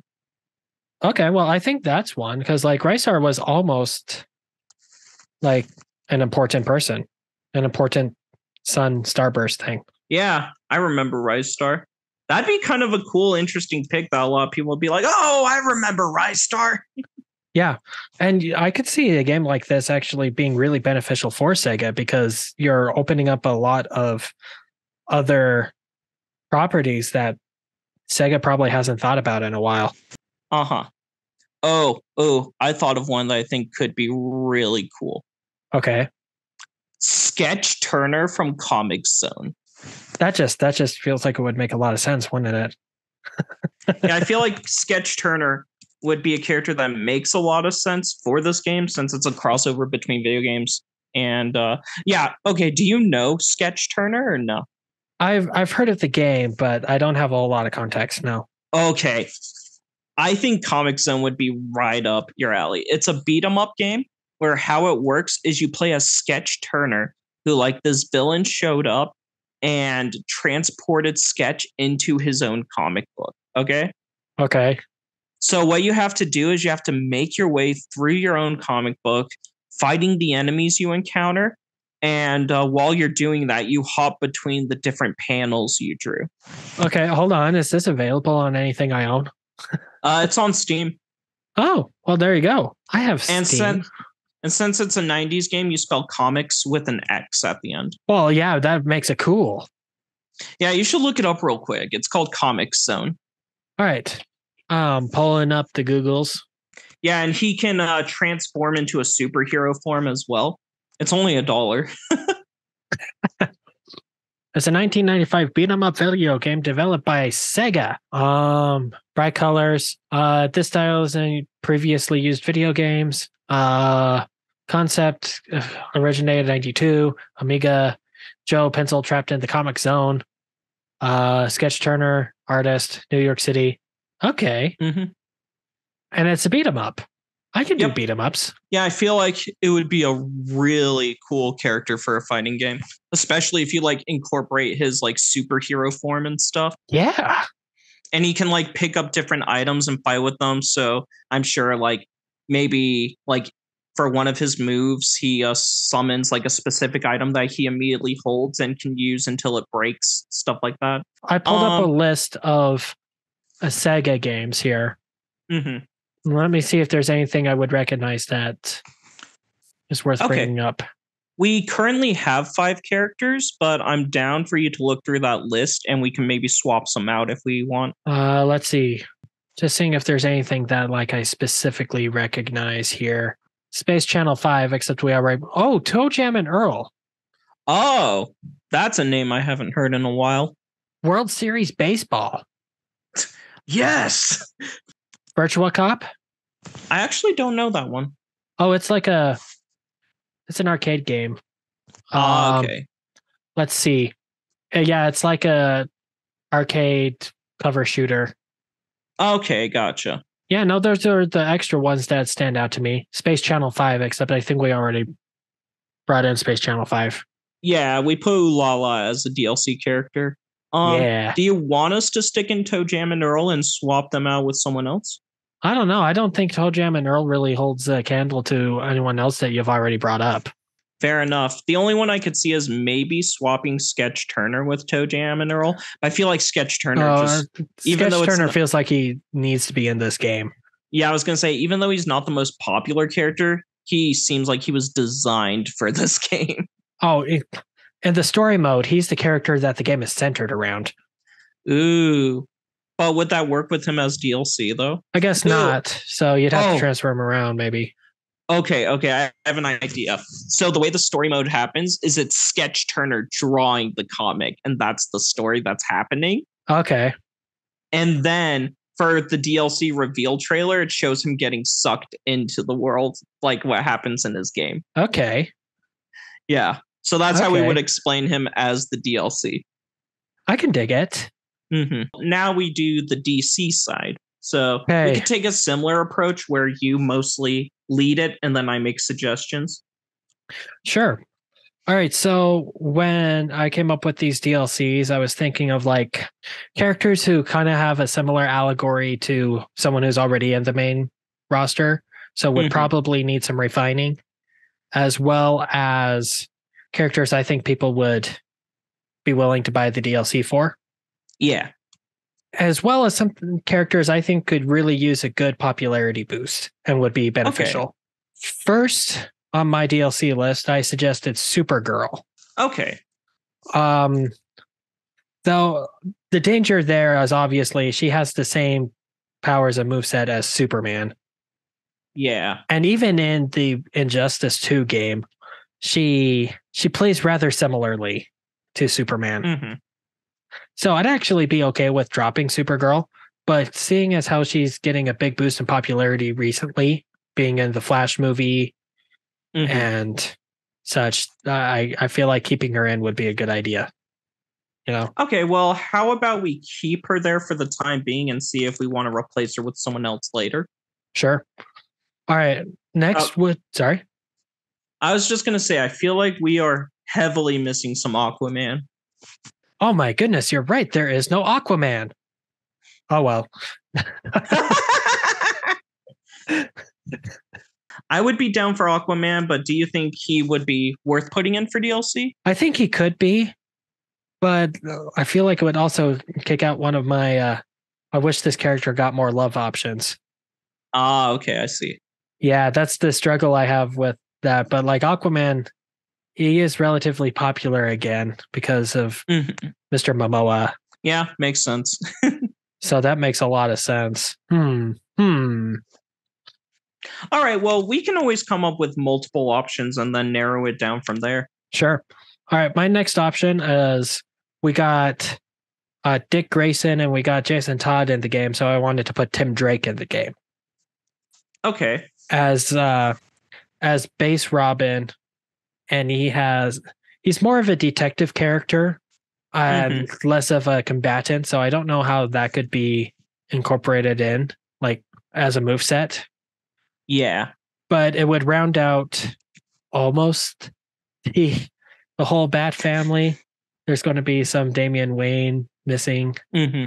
But that was kind of the struggle I was running into, right? Like, I could probably fill up the full 20 characters with Batman-related characters. Yeah. And I didn't want to do that necessarily. Yeah, it can be kind of hard to find that right balance. And since Nightwing is kind of already Robin, like Tim Drake was one of those where it's like I felt better about sacrificing him from the main lineup than the other ones. Yeah, that makes sense. But that was one option. Another one I came up with is Icon. I have no idea who that is. Yeah, that's why I want to put him in there. Fair enough. Let me describe this to you, okay? Let me describe this character. You've never heard of anything like this before. Far away in space, an alien community explodes, sending one tiny rocket carrying a tiny infant towards Earth. Yes. And this alien will shapeshift into the first, to incorporate ideas from the first person it sees. And that's just like its identity. Icon landed in America right before the Civil War. Okay. And was found by an enslaved black woman named Miriam. Okay. But he's also kind of like immortal. Like he just kind of lives forever. So like he literally started in the hardest position you possibly can. And by the time we get to the modern era, he's become like this huge captain of industry. Okay. But then after meeting his sidekick Rocket, he decides, you know what, I should probably start being more of a superhero. And he fights gangs and stuff in Dakota City, the same city that Static is from. Oh, that's cool. Yeah, he's from the Milestone line.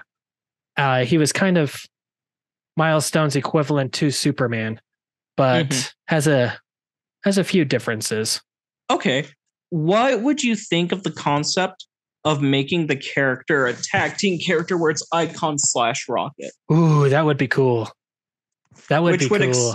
Because not only are they looking to give that character more representation, but it would also explain, hey, we're incorporating two characters into this one move set, so we want to have more time to flesh it out through the DLC. You want to know what else is nuts? What? Okay, so after I learned about Icon, I really wanted to just start reading Icon. So Rocket decides, okay, I'm going to be a superhero and help out Icon. Yeah. Right after she makes that decision, she learns that she's pregnant. Oh, dang. So we have a pregnant superhero. who does stuff. And it is a fantastic concept. I kind of love this a lot. And it's like Static has been like the big push for Milestone, but I think Icon could really grab a foothold as well. Okay, yeah. Yeah, I kind of love the concept of the character. He personality wise, he's like this very stiff, strict, very by the book kind of guy. Mhm. And I was doing some more reading up, and to hide the fact that he's kind of immortal, he just keeps pretending to be his own son. So that's amazing. Now he is on like Augustus Freeman the Fourth. That's great. And his whole deal is that he's marooned on Earth and he's waiting for Earth technology to catch up with his own people so he can go back home. Okay. Did you have any other character ideas you wanted to throw out? Yeah, 2 more. Okay. So next would be, felt weird that Lex Luthor wasn't a part of the main lineup. Yeah, fair enough. So he was one of my DLC options. And Livewire, who is no idea who that is. Yeah. Well, let me describe her. So right. Livewire is a shock jock in Metropolis. Okay. And her whole deal is to try and just stir up controversy and make people angry about things they don't need to be angry about. Okay. i.e. Superman. And so she just complains about Superman. And while at a rally during a lightning storm, Superman shows up and tries to get her to shut her rally down because the lightning storm is getting too dangerous. And she's like, nuh-uh. And then she gets electrocuted and gets electricity powers. Fair enough. Because that's how that works. Cool character. Original to Superman the Animated Series. Mm-hmm. But eventually did span into comic books and got a live action appearance in the Supergirl series. And I think she was in Smallville as well. But cool character. I would love to see her become like more of a main antagonist to somebody and not just like, because like lately she shows up in the comics as kind of just the random nuisance that shows up occasionally. Gotcha. It's like, oh no, Livewire's back out and doing stuff. That's okay. We can take care of this in 3 pages. Okay, so you'd like to see her fleshed out more. Yeah, I'd like to see her get a little bit more love. Okay. I thought of 3 other potential characters if you want me to throw them out. Gimme. All right. First, Power Girl. Yeah, okay. Yeah, I think she's fairly popular, pretty cool character overall. Yeah, she's next popular for reasons. Yep. Next is Shazam. Shazam. Because, Shazam's decently popular, recognizable. Yeah, he was mentioned in Spider-Man. And then last one's kind of my more out there picked that I think would be kind of fun. Crypto the Super Dog. Oh my gosh, I love it. Because I just feel like that would be super unique and might be kind of fun to incorporate like a crypto moveset into the game. See, that would be great because like one of the things I noticed is that your character variety is like very varied as far as like style and backgrounds and options. Like you have a true all-star cast. Oh, thank you. And then like I kind of feel like mine are maybe different in like personality and superpowers, but they all kind of come from the same place almost, which I guess is kind of the danger of doing a crossover game like this. Well, another thing you got to keep in mind though is that with video games, they're very much kept separate a lot of the time, while comic books, like within their own medium, see a ton of crossover, Do you find that that's a problem in Marvel versus Capcom? Yeah, it's pretty common in Marvel versus Capcom as well because there's so much crossover. It's hard not to put all the Avengers in the game. It's hard not to include Spider-Man alongside, others. Like they'll have occasional ones, but it's just the nature of comic books. There's a lot of crossovers because even though Taskmaster's interesting and stands on his own in Marvel 3, he still appears in other comics, Well, Yeah. I mean, so I guess it's like, I guess that's the thing that you kind of have to accept with something like this is that you're going to have characters that come from a lot of different places, and mine not so much. Mm-hmm. That is one But thing I was thinking about, but like crypto would do a lot to shake things up, I think. okay, so you want to lock him into the DLC? I think I do. I think I'd rather have him in than Supergirl, but Okay.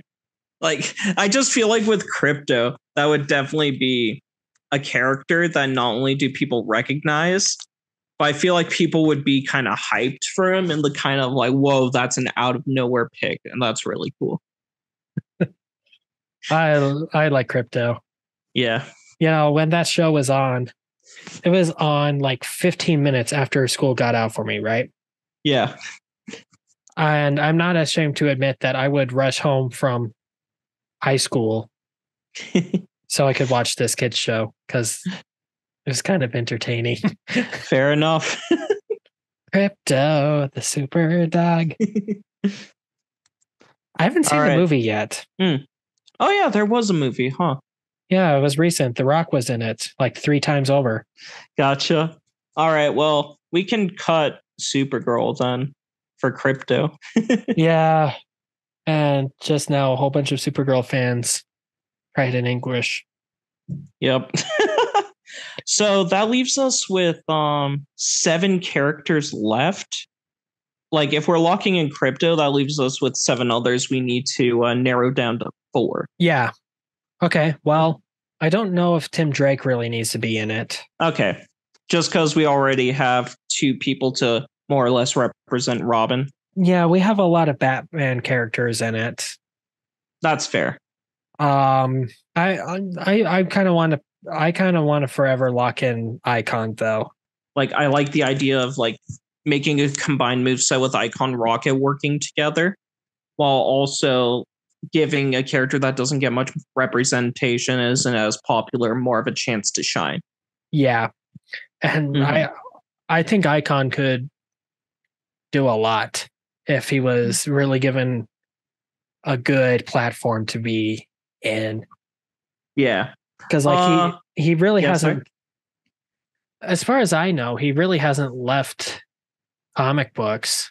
Like if I look it up here in other media, he shows up in Young Justice for like 2 seconds, and then he's legal counsel for the League and Young Justice too. So I guess he's in Young Justice, but he's like a very minor character in it. Okay. Still, it'd be cool to have someone like that, you know, where it's a character that's just not as popular as the big names. Yeah. And then I kind of like the idea of locking in Lex Luthor for more villains. Okay. What do you think? I think the DC side of this is providing all of the villains. Fair enough. Or like a lot of them. So I like putting in Lex Luthor. It feels weird to have various Superman characters, but not Lex Luthor. If we did that would bring base Superman characters up to 4, 2 DLC and 2 main cast, which isn't bad. That's pretty good. For what it's worth, looking it over, the base cast on the Sega side has 1 villain character in Selvaria, and then we bump it up to 3 by adding Goro Majima and Dr. Eggman. Okay, there you go. So not great villain representation, but decent. Definitely more of a sequel, add more villains type situation, because it's difficult to add villains when you don't always have their main character counterparts that are more popular, you know? I agree. Yeah, like it's hard to justify putting Sephiroth in Smash if Cloud wasn't already there. Yeah, or as we saw here, it's kind of hard to justify putting in Dr. Eggman if Sonic's not in the game. Yeah. That leaves us with Crypto, Icon / Rocket, and then Lex Luthor locked in. So that leaves us with Aquaman, Livewire, Power Girl, and Shazam. So choosing 2 from that group. Oh, okay. You're right. Aquaman needs to be in it. Mm-hmm. But then I'm more inclined to drop Power Girl since we have those very powerful like characters already being represented by like Icon and Superman and stuff. Yeah. The tricky thing with Power Girl, though, also is that Power Girl is very rarely her own character in anything. Gotcha. Because she's literally Supergirl from another dimension. She's the same person. Oh, I didn't even realize that. Yeah. Is this the part where we break for a quick background history? Heck yeah, we do. That's the sound effect now. Perfect. So DC very early on developed the idea of the multiverse. And the multiverse characters we've got Earth 1 and Earth 2 were the primary ones. Earth 2 was all of the characters who were active during World War II and onwards. Earth 1 was all of the current contemporary characters. Okay. Now, Superman existed in both, though Superman was significantly older in Earth 2 because he was around during World War I, not 1, 2. Okay. And Supergirl from that dimension showed up a bit later in Superman's life. And he and Lois kind of adopted her in a sense. Mm-hmm.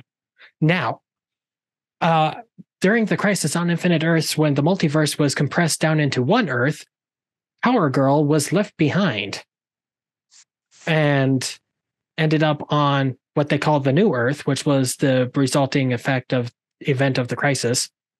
Okay. And lost all memory of who exactly she was supposed to be. Okay. And so she ran around as Power Girl, not knowing that she was actually a clone of Supergirl, which was around, but like she wasn't really a part of like Superman's life after that point. Power Girl, but she's Supergirl. So it's hard to justify her as her own person.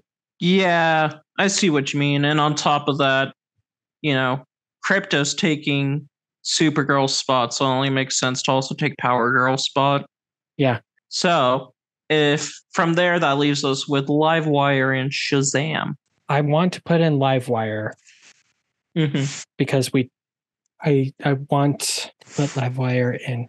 Hold on, let me do a calculation. We have 1, 2, 3, 4, 5, 6. I think I'm going to pull this card. We have 6 women in the total lineup.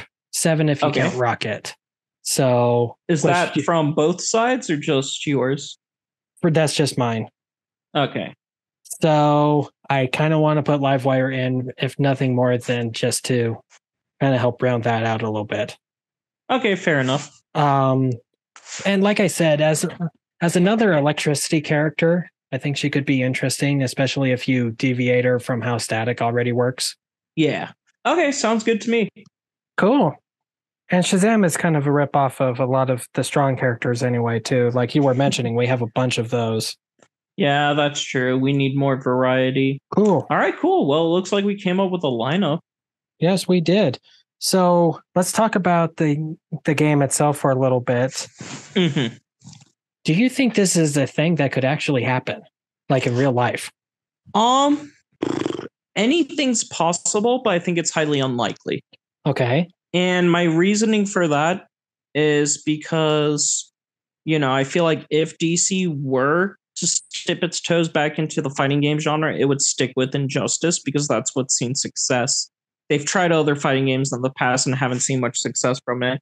And even though Mortal Kombat versus DC sold extremely well, it kind of flopped review-wise. I see. Yes. So I feel like it would take DC a lot of convincing to try another crossover fighter. And I think it might also be a thing where if they did a crossover fighter with SEGA, it could potentially hurt maybe contracts or relations with NetherRealm. Ew, that's a good point, too. I didn't even think of that. And Warner Brothers owns NetherRealm, so it's a lot easier to get the rights moved across that way than it would be to work with a completely other independent studio. That's true. Yeah, so I feel like if they didn't want to harm their relationship with NetherRealm, what they'd have to do is get DC and SEGA to agree to let NetherRealm make it. Oh, the amount of coordination to do that would be intense. Because, like, golly, could you imagine the conversations that would happen in that room? And then, and then they would take away DLC options so they could put Scorpion in. You're not wrong. NetherRealm would be like, let's put in Scorpion. And also, NetherRealm would be like, why can't we try a Mortal Kombat versus DC? And then Sub-Zero would be in it. All of the DLC characters would just be Mortal Kombat characters. Yeah, I could see that happening. Less fun. Maybe if they did like a BlazBlue Cross Tag approach, where BlazBlue Cross Tag just had a bunch of stuff mixed in there, 3 main ones and then a couple side companies, some like one between DC, SEGA, Mortal Kombat. Oh gosh, that'd be insane though. Oh, but then you'd have to come up with 20 Mortal Kombat characters. Either that or cut down the roster in other ways. No, don't cut down my roster. Exactly. Yeah, you're probably right. This wouldn't happen easily. It would take a lot of coordination and a lot of agreement from both sides, so I think it would be very difficult to happen. But if it did happen, I think it would have potential. Okay, how well do you think it would compete against Marvel vs. Capcom?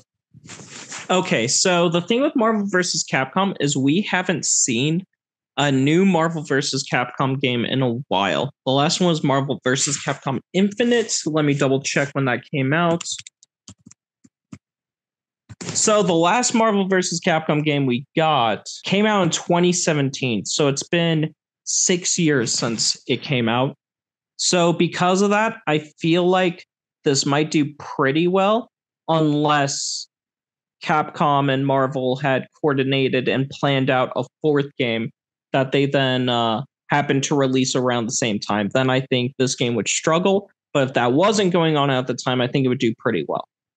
Especially if they really plan it out, show off the mechanics, and show off what people can expect from it.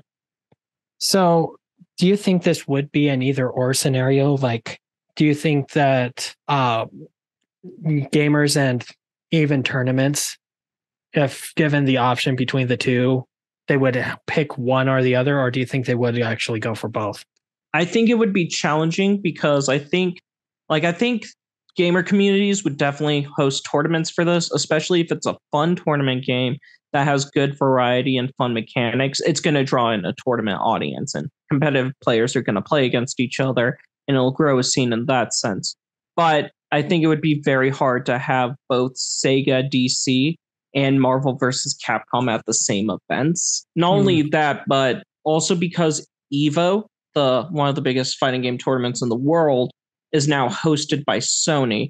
And I feel like Sony would be much more focused on maintaining its relationship with Marvel than trying to risk incorporating a DC game into the lineup. I see. Yeah. So if this game came out, then it really would have an uphill battle to really gain a foothold, where like Marvel versus Capcom is kind of sitting in its spot. Mm-hmm. Yeah, I feel like what would happen is it wouldn't beat out Marvel versus Capcom competitively, but I think this would do very well with the casual side of the audience. Yeah, and dare I say, I don't know if this is fair to say, you can yell at me if it isn't. Sega has a much bigger presence than Capcom. I think Sega has a bigger presence to casual gamers than Capcom does. Okay. Yeah, like Capcom has a lot of big hitting, like less casual games, like Street Fighter's huge. They have Resident Evil. They like all kinds of stuff. I feel like Sega, because it has like Sonic the Hedgehog and Persona and Bayonetta, I feel like those would draw in pretty big audiences, especially if they're dropping in their smaller Sega groups. Like there are dedicated Sega fans that will buy this game just because their favorite Sega characters in it. Yep, I'm aware of that. Yep, like for example, I'm sure Streets of Rage, Crazy Taxi, Monkey Ball, House of the Dead, Jet Set Radio, Skies of Arcadia fans would all pick this up, even Knights fans, just to be able to play as some of their favorite characters in a fighting game. Right. So I mentioned this. I think this could be a really big boon for Sega if they did it. Just bring out all of these characters people haven't thought of in a while, and it could lead to bigger things. But yeah, there are very passionate fans out there that I think would be super down to see more representation of their games and will buy these games just to support those franchises. I agree. However, on the flip side, I don't see this doing a whole lot more for DC Comics than what Injustice has already done. That's very true. I feel like the only way DC would agree to this is if they were very hands off in how much they had to commit to it. Well, I'm looking at the list that I came up with, and it's like all of these characters are relatively popular. Yeah. And all of them, not all of them, but a good chunk of them have already been in Injustice. Mm-hmm. So it's like if they wanted to do this, it'd be like, sweet, we're putting in all of our really popular characters, but it's not necessarily going to make them any more popular, you know? Yeah. Like no one's going to become a bigger Joker fan because of this game than they would have anywhere else. However, the one that I think would be affected by this is Static Shock. Mm-hmm. Just getting him out in the public again would do a lot for him. But that's the only popularity benefit I could see from DC's end, unless they were very confident they could dethrone Marvel vs. Capcom. Mm-hmm. So I guess the question then becomes, do you think DC would use a roster that primarily had popular characters, or would they want to throw in some more lesser known characters? I think that would all depend on like preliminary market research. I see. If the SEGA characters themselves can pull their weight as far as getting people to buy the game, then I could see them being willing to put a less popular character in the lineup. But if the characters are already, like, here's how I would conduct the market research. I would go around as Warner Brothers DC Comics and ask people what they think about a SEGA fighting game. And if a SEGA fighting game would do well, then I would say, okay, hey, SEGA, turns out you guys are bringing in a lot of clout. So I'm going to pull out Deathstroke and I'm going to put in the Condiment King or something. I don't know. but put in like a lesser character. But that would be the dependent factor. Yeah, I think you're right. It would be very dependent on how much the big names can draw people in. So we'd be looking at Sonic the Hedgehog, which I know Sonic fans love Sonic. So tons of Sonic fans would definitely pick up this game just because Sonic's in it. I've met people who have bought Smash Brawl through Ultimate just because Sonic's in the game. Kiryu Kazuma for Yakuza could bowl in a pretty good amount. Joker from Persona, that could gain a lot of attention. Bayonetta, I think, as well. But I'm not sure how much the others would pull in, though. And okay, in my heart of hearts, I don't believe that Joker would bring in as many people as Batman. Yeah, very true. Like that's the other tricky bit with this is that like DC's popular characters are really popular. Then Sega's popular characters are popular enough. Yeah. I feel like the only one that could reach that same level of drawing into attention is Sonic the Hedgehog, which, go figure, is the face of Sega. Yeah, exactly. So it's like that's part of it is like you have a huge popularity gap. That kind of forces DC to have to use more popular characters to help sell the game. That's very true. Yeah, I feel like the only way this would work out is if it showed signs that was going to sell well, and then DC was like, okay, we'll give you access to a bunch of popular characters, but we're going to let you handle like all of the game creation and we'll do our own thing. Yeah. That way they're not like their own company is not committing to it a ton, you know? They're just licensing out the IP. Exactly. Which DC does. DC does license out their XP and their EP pretty well. It could happen. I don't think it's likely, though, is the summary. I agree with you. All right, cool. Well, that was a very fun first podcast episode. Yeah, take that, universe. So thank you all for joining us for this fantastic inaugural episode. Now I get to take it home and edit it together and boost it and all that stuff. We'd love to hear your thoughts. So, contact us with your thoughts, put them in the comments or whatever else. I guess we'll see you next time. Garrett, do you have any wise words of wisdom to leave our people with? So, first I want to say thanks you all for listening in to our podcast. We appreciate it. It's always fun to share different ideas. And as Taylor was explaining, leave your comments, say what you want to say, and feel free to even give us suggestions of different topics you'd want us to tackle regarding comic books and video games. And of course, if you suggest something and we decide to talk about it, we'll mention you in the podcast episode and give you credit for making the suggestion. Because we're always down for more ideas. We have our own ideas, of course, but we're always down to do things that talk about things that people want to hear, Yeah, do our work for us. Tell us what to do. I'd say it's less so them doing the work for us and more so just like tackling topics that the audience wants to hear. As for words of wisdom, do your best to chase after your dreams, do what you want to do. People will tell you can't do something, but you can. That's what happened to me. Many people told me you cannot make a living writing. I make a living writing. So do what you want to do. You're going to get more joy out of life if you're doing things you want to do with your work. I concur. All right. Well, I think that's it for our episode, so we'll catch you guys next time. All right. Thanks a ton. Bye. Bye. Thanks for joining in on GC Squared. Whoa. Hello, Garrett, my old friend. Hey there. I've come to talk to you again. Da, da, da, da, da, da. Da, da, da.